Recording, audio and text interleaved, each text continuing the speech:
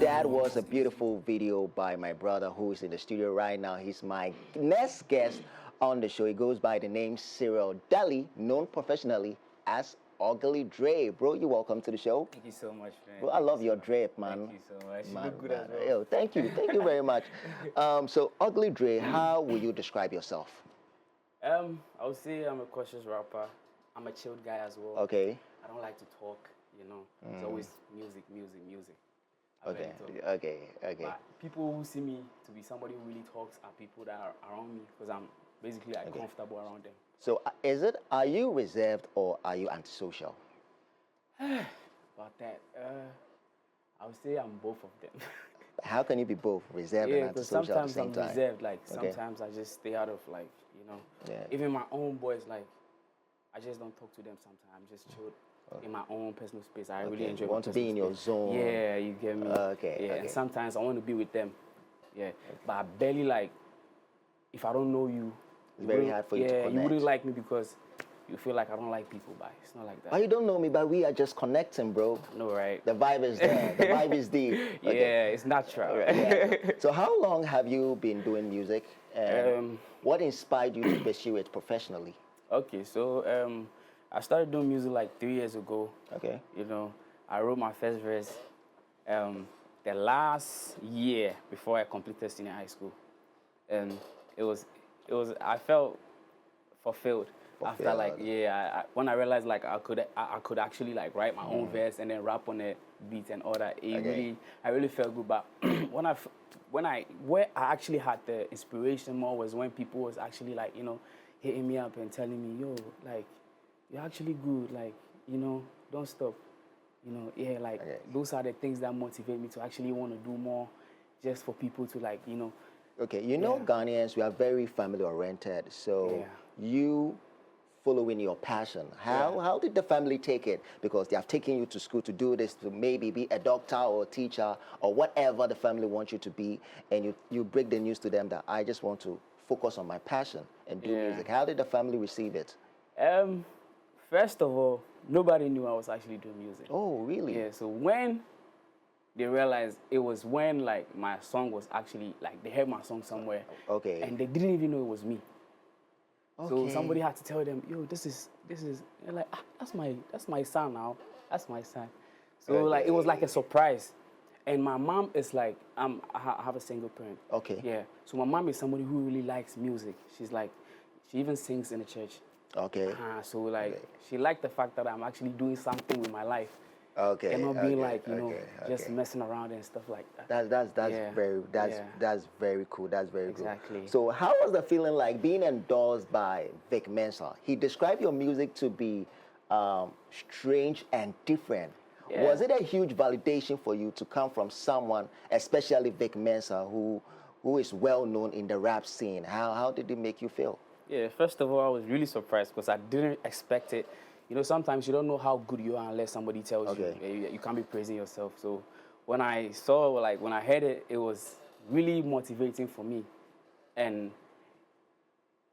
it actually threw a challenge to me to actually, like, do more for people to actually, like, to prove to people that what he said is not just something he just said because maybe he staged or something. Okay. Yeah. Okay. And I feel like people can actually attest to it. Like, when you listen to me for the first time, I try to make the rap attractive to people. Yeah. Yeah. So you might bear with him with what he said about like my song being like, or me being one of like the dopest rappers he has ever seen. The first time I listened to your music, I said, wow, this guy just sounds like me, male. Like I'm listening to Win and Losses. Like, bro, your sound is very, very, very dope. So much, like, it's like I'm listening to Meek Mill, like another version of Meek Mill who is just spitting bars on the music and just doing his stuff and just sticking to the music. So I think it's very, very, very beautiful. So what are some of the challenges you have been through in the music space?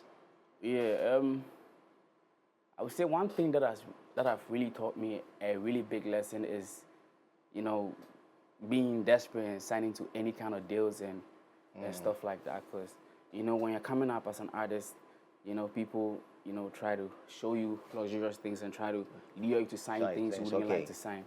Yeah, so I feel like those are one of the things that I didn't really pay attention to. But right now, I'm really having. I've had a couple experiences, and I feel like right now, I'm able to like, no, this is not good for me. This is good for me. This is not good for me. Okay. So based on what you are saying, have you ever been to that point that, out of desperation, you almost signed a deal that you felt like it was going to maybe tarnish your image as an artist, or it's not going to make you elevate to the next level? Yeah, I mean, like, you might not know. You might sign it later, and then you realize, oh, this is what I've actually signed. Okay. You know, because I don't know. There's always, I don't know what goes on, like, when it comes to signing stuff, but like. But I'm just asking that, have you have personal experience with that you were very desperate and you almost signed? Yeah, I've.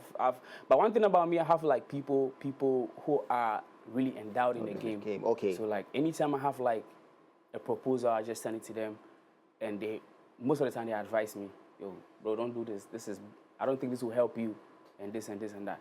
I have tried. I have done some before. Okay. And how did it go, bro? It didn't go. So what was really the problem? Because there are a lot of emerging artists coming up who are very desperate to sign to a record label. Yeah. To you, or for yours, what was really the problem? I mean, you know, sometimes people promise you, I'll do this for you, I'll do this, I'll do that, I'll shoot videos for you and all that. And you are convinced, and then you sign the papers, and at the end of the day, it don't happen. But that was the kind of situation that you were in. Yeah. Okay. I had signed, and I was expecting, I've signed the papers, like, you know, finally, I've made it in life. But you realize they just tried to like paint it nice for you to sign, and then at the end of the day, they don't even mind you anymore. Okay, so can you tell us the ideology behind your song, Stupid? Yeah, so Stupid is, I would say, it's like a celebration of life, resilience, and an unapologetic self-expression. Okay. The desire to actually live life to the max, forgetting about what people think about you. Like, you know, there's always social expectations. You are supposed to do this, do that. But the fact that you should live life and forget about what people think about you is what the song is mainly about. Yeah, forget about what people think, because hate is everywhere. Where? People have anything you do, people will say something about you. Yeah. So you just have to focus on what you're doing. Just focus on you and do what makes you happy. Because at the end of the day, you came alone and you're going to live alone. Okay, so who produced the song? It was any Vibe. Okay. Yeah, he's from Hungary. Okay. Yeah. So how did your feature with D Black, how did it come about? Oh yeah, that song was actually made 2 years ago. Wow, really? Yeah, 2 years ago. Okay. Yeah. So my first connection with him, like, we had a conversation, and I had to send him like a couple of my projects, right? And you know, I actually told him, oh, this song, I like this song. Like, I would like for him to like add a verse. He's like, oh, cool. He likes it as well, and so he said, okay. So like couple days after, like 2 days after, he sent the verse. I'm like, damn. But every now and then he has been like, back then he has been contacting me, like always reach out to me, and he's like, when are you dropping the song? But why were you sitting on the song, bro? As I already told you, label issues. Yeah, you can't just drop like that. You get me? Yeah. So like it was label issues. So I didn't want to, like, I wanted to be prepared and make sure I brought out the maximum. Okay. Yeah, on that particular project, because it was not like a regular project or me alone. It was me and him as well. So I wanted to make sure everything was perfect for us to actually drop the song. So when it was time to actually drop the song, I was excited, and we had to shoot a video as well, and all that. Okay. Yeah, so that means you'll be dropping a video pretty soon with D Black. I mean, today we are going to be premiering right now here. Okay, don't worry, we'll play the video. But you are a hardcore rapper. Yeah. And a lot of rappers are switching to singing. Is it lack of financial support or inability to make income from the craft? I feel like as a good artist, you have to be updated. It's like an iPhone. There's always update. You have to always update your iPhone just to like maintain the current stuff that are going on in the iPhone world. I get you. Me? So as an artist, as a good artist, you should be able to like know what's actually popping. If you don't want to end up broke, you have to follow the trend. Just follow the trend. Yeah, you have to be smart. Okay. Yeah, you can do. Everybody knows you. You're a hardcore rapper, but you should surprise them. Oh, I can. Right now it's Afrobeat. I can actually do Afrobeat. Who knows? 2 years from now, it's gonna be. It might be dancehall. Okay, so we heard from Ugly Dray. You just have to be updated. You have to make sure you make income from the craft as well. I had a beautiful conversation with Ugly Dray. We'll be checking out his video pretty soon on the show. Yeah, we get audio, so we'll be checking out the audio on the show pretty soon. Guys, I go by the name Motin. Thanks for watching us on MS Live, on MS24 TV. You can follow us on our social media platforms, MS24GH on MS Live. Follow me as well, Mac_Motin. Quick one, where can we reach you, bro? Okay, so you can actually reach me on all social media platforms. YouTube, Twitter, Instagram, Snapchat is all ugly_Dray. Okay, okay. So guys, that's Ugly Dray. You can reach out to him. And Charlie, run the numbers up. He has a new song with D Black. It's titled Stupid. Just check out the song. I go by the name Motin. Peace, I'm out. Love, funk is off. Let's go.